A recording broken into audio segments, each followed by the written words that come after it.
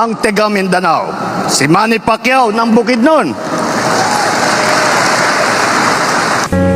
Ang mga Marcos, bilyon-bilyon, trilyon-trilyon ang korupsyon. Tapos ibubuto natin. Talagang ang talino natin. Di ba? Ang talino talaga natin. Alam ko matatalino naman ang taong bayan. Naniniwala ba kayo na nag-vote sa korupsyon si Marcos? Ayon sa Supreme Court, bakit hindi tayo maniniwala? Wala na tayong gobyerno kung hindi tayo maniniwala sa desisyon ng Supreme Court. Hindi rin malayo magkaroon ng martial law.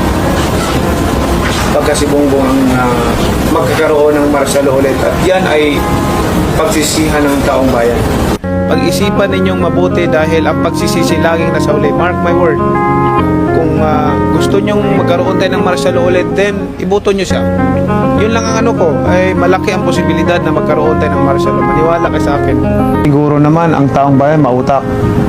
Kasi pag ibinuto mo pa yung hindi nagbabayad ng tax, hindi ko na alam talaga kung saan nanggagaling yung talino natin.